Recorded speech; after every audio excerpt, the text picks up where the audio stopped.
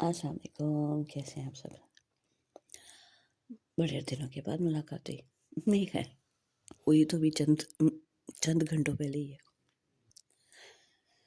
मैं पतरस बुखारी पढ़ रही थी। उन्हें बड़े मज़े का एक अफ़साना था। मैंने सोचा आप दोनों के साथ भी शेयर किया जाए। पतरस बुखारी ने क्या खूब कमाल के अफ़साने लिखे हैं। मतलब एक अलग ही सेंस ऑफ ह्यूमर है उनका। खैर, आप सब में से जो मैरिड हज़रात हैं, उनमें से जो मियाँ हस्बैंड, उनकी नज़र है। उन्वान है, मैं एक मियाँ हूँ। मैं एक मियाँ हूँ, मती फर्माबरदार। अपनी बीवी रोशन आरा को अपनी ज़िंदगी की हर एक बात से आगाह रखना असूल ज़िंदगी समझता हूँ और हमेशा से इस पर कारबंद रहा हूँ। खुदा ना मेरा अंजाम खैर करे। चुनाचे मेरी अहलिया मेरे दोस्तों की तमाम आदात व खसाइल से वाकिफ़ हैं, जिसका नतीजा ये है कि मेरे दोस्त जितने मुझको अजीज़ हैं उतने ही रोशन आरा को बुरे लगते हैं। मेरे अहबाब की जिन अदाओं ने मुझे मशहूर कर रखा है, उन्हें मेरी अहलिया एक शरीफ इंसान के लिए बाइस से ज़िल्लत समझती है। हाँ, आप कहीं ये ना समझ लें कि मैं खुदा न खास्ता वो कोई ऐसे आदमी हैं जिनका ज़िक्र किसी मुअज़्ज़ज़ मजमे में ना किया जा सके।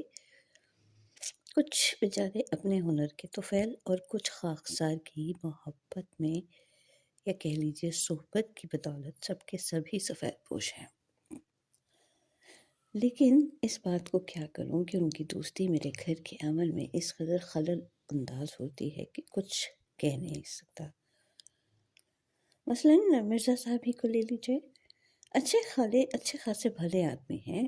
गो महकमा जंगलात में एक माकूल ओहदे पर मुमताज़ हैं, लेकिन शक्ल सूरत ऐसी पाकीज़ा पाई है कि तमाम के इमाम मस्जिद मालूम होते हैं और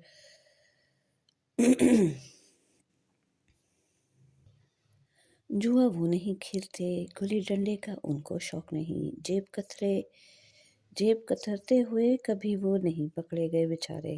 बेचारे अलबत्ता कबूतर पाल रखे हैं, उन्हीं से जी बहलाते रहते हैं। हमारी अहले की ये कैफियत है कि गली का कुत्ता या मोहल्ले का कोई बदमाश जुए में कैद हो जाए तो उसकी माँ के पास मातम कुर्सी तक को चली जाती है। गुल्ली डंडे में किसी की आंख फूट जाए तो मरहम पट्टी करती रहती हैं। कोई जेब कतरा बेचारा गलती से पकड़ा जाए तो घंटों आंसू बहाती रहती हैं। लेकिन वो बुजुर्ग जिनको दुनिया भर की ज़बान मिर्ज़ा साहब कहते थकती है, हमारे घर में मुँह कबूतर बाज के नाम से याद किए जाते। कभी भूले से भी मैं आसमान की तरफ नज़र उठाकर चील, कौवे, गिद्ध, शकरे को देख लूं या ऐसे ही राह चलते किसी कबूतर को आह कह दूं तो रोशनारों को फ़ौरन ख्याल हो जाता है कि बस मैं भी अब कबूतरबाज बनने लगा हूँ।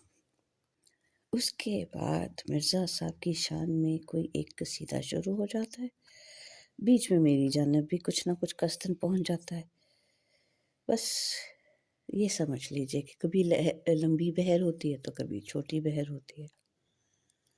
एक दिन जब ये वाक़या पेश आया तो मैंने मुज़म्मम इरादा कर लिया कि इस मिर्ज़ा कमबख्त को कभी पास ना आने दूँगा। आखिर घर सबसे मुक़द्दम है। मियाँ बीवी के बाहमी इखलास के मुकाबले में दोस्तों की खुशनुदी क्या चीज़ है। चुनाचे हम गुस्से में भरे हुए मिर्ज़ा साहब के घर गए। दरवाज़ा खटखटाया, कहने लगे अंदर आ जाओ। हमने कहा नहीं आते, तुम बाहर आओ। खैर आखिर अंदर गया। बदन पर तेल मलकर एक कबूतर की चोंच मुंह में लिए धूप में बैठे थे। कहने लगे बैठ जाओ। हमने कहा नहीं बैठेंगे। आखिर बैठ गए। मालूम होता है हमारे तेवर कुछ बिगड़े हुए थे। मिर्ज़ा बोले क्यों भाई, खैर है? मैंने कहा कुछ नहीं। कहने लगे इस वक्त कैसे आना हुआ? اب میرے دل میں فقرے کھلنے شروع ہوئے۔ پہلے ارادہ کیا کہ ایک دم ہی سب کچھ کہہ ڈالوں اور چل دوں، پھر سوچا کہ مذاق سمجھے گا، اس لیے کسی ڈھنگ سے بات شروع کروں، لیکن سمجھ میں نہ آیا کہ پہلے کیا کہوں۔ آخر ہم نے کہا مرزا بھائی کبوتر بہت مہنگے ہوتے ہیں۔ یہ سنتے ہی مرزا صاحب نے چین سے لے کر امریکہ تک کے تمام کبوتروں کو ایک ایک کر کے گنوانا شروع کیا۔ اس کے بعد دانے کی مہنگائی کے متعلق گل افشانی کرتے ہوئے اور پھر محض مہنگائی پر تقریر کرنے لگے۔ اس دن تو ہم یوں ہی چلے آئے، لیکن ابھی کھٹ پٹ کا ارادہ دل میں باقی تھا۔ خدا کا کرنا کیا ہوا کہ شام کو گھر میں ہماری صلح ہو گئی۔ ہم نے کہا چلو اب مرزا کے ساتھ بگاڑنے سے کیا حاصل، چنانچہ دوسرا دن مرزا سے بھی صلح ہو گئی۔ لیکن میری زندگی تلخ کرنے کے لیے ایک نہ ایک دوست ہمیشہ کارآمد ہوتا ہے۔ ایسا معلوم ہوتا ہے کہ فطرت نے میری طبیعت میں قبولیت اور صلاحیت کوٹ کوٹ کر بھری ہوئی ہے، کیونکہ ہماری اہلیہ کو ہم میں ہر وقت کسی نہ کسی دوست کی عادات قبیحہ کی جھلک نظر آتی رہتی ہے، یہاں تک کہ میری اپنی ذاتی شخصی سیرت بالکل ہی ناپید ہو جاتی ہے۔ شادی سے پہلے ہم کبھی کبھی 10 بجے اٹھا کرتے تھے، ورنہ 11 بجے۔ اب کتنے بجے اٹھتے ہیں اس کا اندازہ وہی لوگ لگا سکتے ہیں جن کے گھر میں ناشتہ زبردستی صبح کے 7 بجے کرا دیا جاتا ہے، اور اگر ہم کبھی بشرے کمزوری کے تقاضے سے مرغوں کی طرح تڑکے اٹھنے میں کوتاہی کریں تو فوراً کہہ دیا جاتا ہے کہ یہ اس نکھٹو نسیم کی صحبت کا نتیجہ ہے۔ ایک دن صبح صبح ہم نہار منہ اٹھے اور نہانے کا سوچ رہے تھے، اور سردی کا موسم، ہاتھ پاؤں کانپ رہے تھے، صابن سر پہ ملتے تھے تو ناک میں گھستا تھا۔ سردی کی علامتیں دیکھیے کہ اتنے میں ہم نے خدا جانے کس پراسرار جذبے کے ماتحت غسل خانے میں الاپنا شروع کر دیا اور پھر گانے لگے۔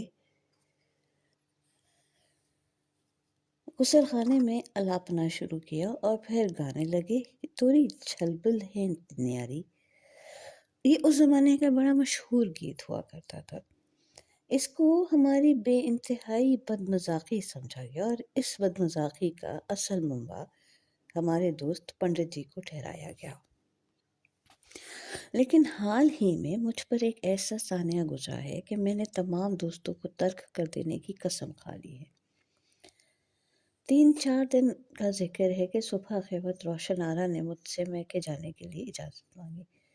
جب سے ہماری شادی ہوئی ہے روشن آرا صرف 2 دفعہ میکے گئی ہے، اور پھر اس نے کچھ اس سادگی اور عجز سے کہا کہ میں انکار نہ کر سکا۔ کہنے لگی تو پھر میں 1:30 بجے کی گاڑی سے چلی جاؤں؟ میں نے کہا اور کیا۔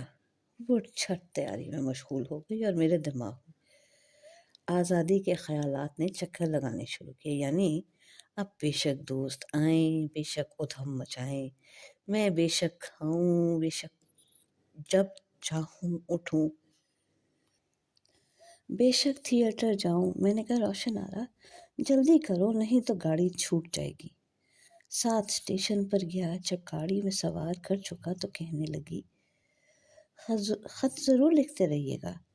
میں نے کہا ہر روز، اور تم بھی کھانا وقت پر کھا لیجیے گا، اور ہاں دھلی ہوئی جرابیں اور رومال الماری کے نچلے خانے میں پڑے ہیں۔ اس کے بعد ہم دونوں خاموش ہو گئے اور ایک دوسرے کے چہرے کو دیکھتے رہے۔ اس کی آنکھوں میں آنسو بھر آئے، میرا دل بھی بے تاب ہونے لگا، اور جب گاڑی روانہ ہوئی تو میں دیر تک مبہوت پلیٹ فارم پر کھڑا رہا۔